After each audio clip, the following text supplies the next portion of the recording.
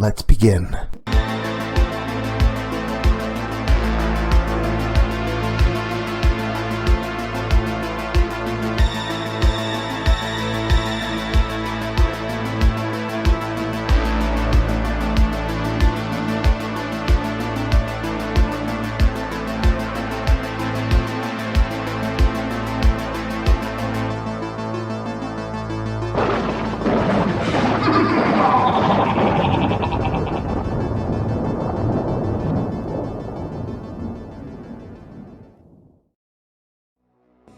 Hey there, scary story fanatics. Welcome back to Cleaving Thought from Bone with your host, Sociopathic.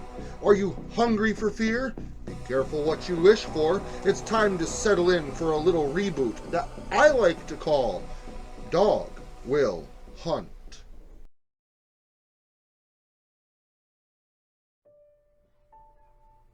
You'll have to excuse me if it takes me a moment to gain my composure.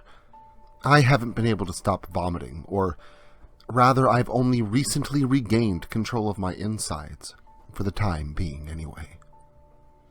I'm sitting here writing this down because I guess I'm still having a really difficult time wrapping my head around what's happened to me, and I feel as though this may help me to understand. 3 days ago, I was a family man. I owned a nice home on the outskirts of a respectable suburb.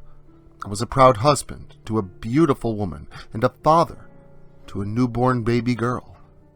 Just the thought begins to sicken me.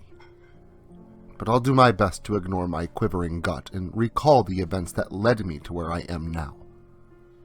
My wife and I would frequent the local park with our new baby, nestled inside of her purple stroller. The days had grown warmer, and I found myself more involved in community activities, namely the Neighborhood Watch. No one really thinks of the Neighborhood Watch to be a terribly dangerous activity, and with nothing more than a few sightings of a late-night miscreant in the park, accompanied by the contents of trash bins to be found littering the ground on subsequent mornings, I didn't think too much of it either. We only live right down the road, surrounded by two now vacant homes, an elderly couple and an elderly woman living alone in her home. It must have been really lonely for her, considering the size and its single occupant. The great thing about this place was the quiet nature of this particular part of the neighborhood. I also felt a nagging responsibility to watch over my frailer neighbors and began checking the park after close on occasion. I work a lot of long hours, and living with a newborn, I obviously hadn't gotten around to any real investigative work, nor did I think that it was all that pertinent. That wasn't until the McGregors, the elderly couple across the street, had their home broken into while on vacation. What bothered me the most is that they left the lights on and a car parked in the driveway to make it look as though they were indeed home. Whoever had broken in hadn't stolen anything of value, only trashed the living room and master bedroom, as if looking for something specific, and then left, not caring whether or not someone had been at home. At least, that's how it appeared. My wife and I had a late-night discussion after the event, and she was the one who actually pushed me to keep a closer eye on the streets at night, while she would prioritize the baby. I think the whole thing really shook her up and made her fearful that we could have a similar experience. I was concerned as well, just not as much as she. I should have been.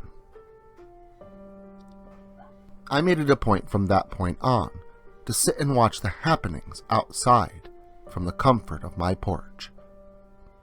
I would only sit out there for maybe an hour, listening to the sounds of distant traffic and nearby insects. That proved to be more than enough time one night, when I saw a large, hunched-over human being moving in the distance of the park, just on the rim of light created by nearby street lamps. I knew it to be way after curfew for the park, so I stood to my feet and shined my flashlight in the man's direction. Granted, the beam of illumination emanating from my handheld MacLeod was far too weak to breach the distance between us and shed light on the features of the man. But I did expect my notable, sudden attention to him and recognition of his presence to cause him to at least move, maybe attempt to avoid detection anyway. I was wrong. The man actually stopped. I couldn't see his face or his eyes, but I could almost feel them glaring at me, sizing me up like a bucket of chicken. "Hey!" I yelled out. It took a step back, nearly out of sight completely, but stopped and stood motionless once again. I held the flashlight before me and walked towards him. Hopefully, he would finally just scamper off.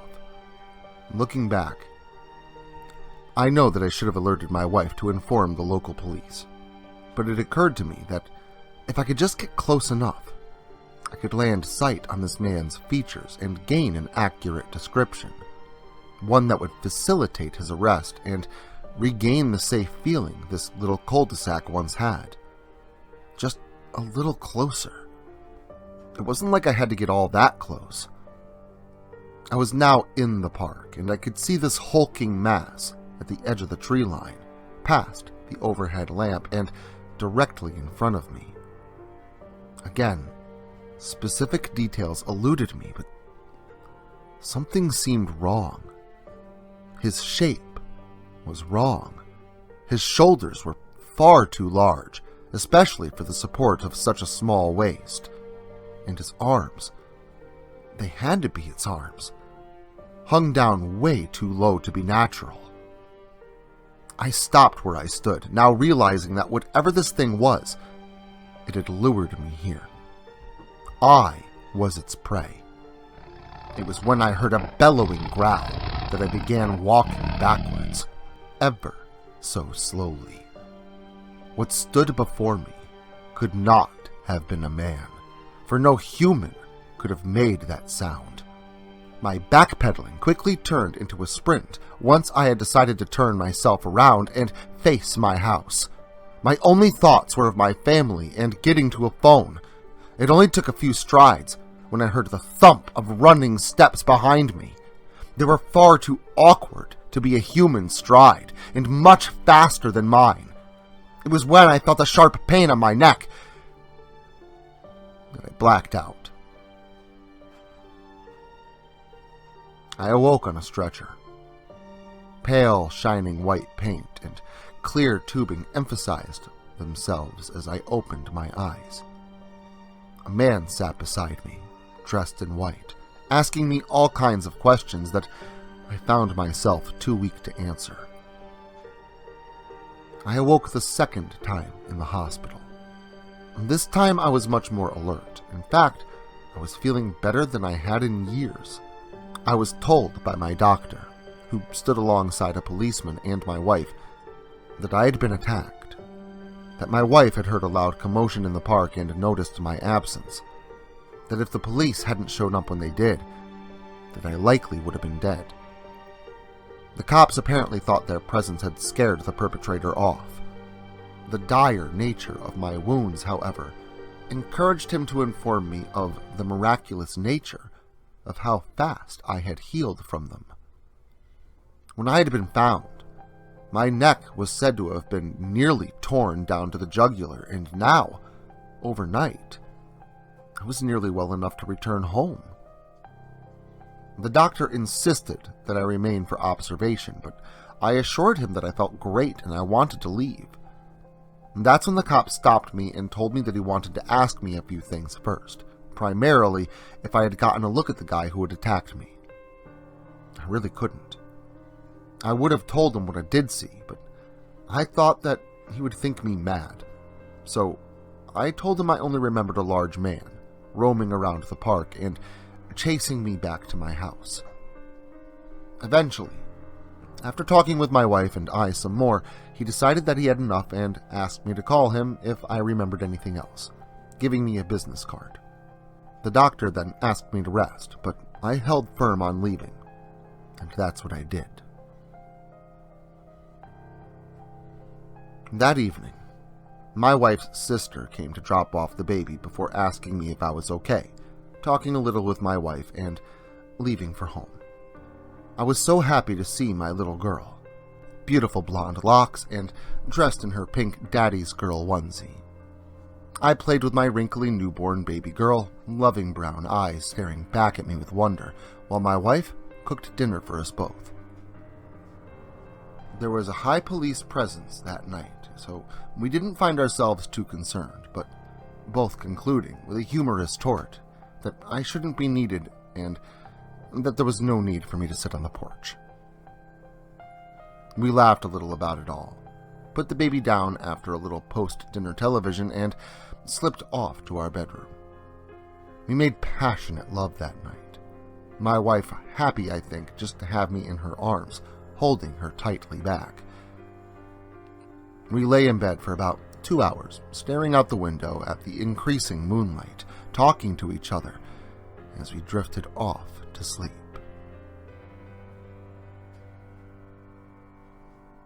The next thing I remember, I woke up in a terrible pain, a pain coming from my entire inside my fingers, inside my legs. Every part of me felt on fire and somehow painfully swollen and ever swelling.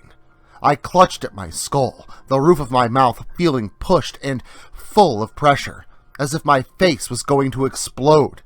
The first shout had awakened my beloved wife, but it was the second that got the baby screaming, coming from down the hall. My wife jumped out of bed and rushed to my side as I collapsed to my knees, and then onto my hands. She was asking me what was wrong, screaming it, but I could only scream myself, until, through the agony and wincing, I heard a familiar sound. My scream slowly turned into a growl, an inhuman, bellowing growl. It felt as though all my bones popped out of socket all at once. And that was it. A blink of an eye. I didn't feel like I slept. It wasn't like sleeping, not like dreaming. Even when you don't remember your dream, you can usually tell that you've slept. No, this was more like the blink of an eye. In the blink of an eye, I had gone from absolute pain to absolute terror. My mind tried desperately to reel itself back, deny what it was perceiving. I was in the baby's room. The room was not how it had been left at all. The walls were gouged and broken, the bassinet tipped over and nearly smashed in two. The blood. There was so much blood. It was everywhere. I saw my wife out of the corner of my eye, propped up against the wall, large lacerations about her face, chest, and limbs. Her heart seemingly torn from her chest. I stood to my feet, hoping to search the room and possibly find my little girl. And that's when I noticed something hanging from my face, partially covering my mouth. I grabbed a hold of it and instantly recognized it as a piece of wet fabric. When I pulled it, I felt a tugging from between my teeth where it had been stuck, causing it to dangle from my face. It was when I looked at it and realized what it was that I ran to the bathroom and began vomiting up large, red, soft chunks of flesh and curly, stained locks. The bloody, pink fabric that had been caught between my teeth belonged to the onesie that my daughter had been wearing. Well, if you wanted your baby back ribs, you got more than you bargained for, and got the whole damn thing. But if you want more gore galore, stop by again next weekend for your just desserts. And until then, make sure to like, share, subscribe, and turn on notifications so I can catch you all again next Saturday.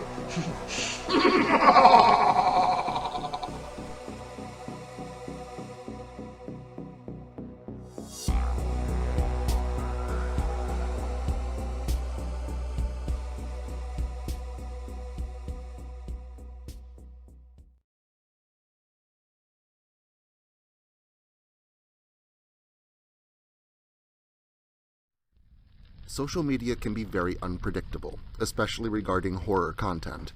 If this content gets removed, all new content will be simultaneously presented on various websites provided in the description to this video. Make sure to follow me in other digital spaces so that you never miss out on the terror. Also, if you like this video, make sure to leave a comment and hit the like button. It helps the channel a lot. If you're new to the channel and you enjoy what's here, consider hitting that subscribe button and the notification bell so that you never miss an upload. Writing is a dream of mine, and it's all of you that make that dream come true.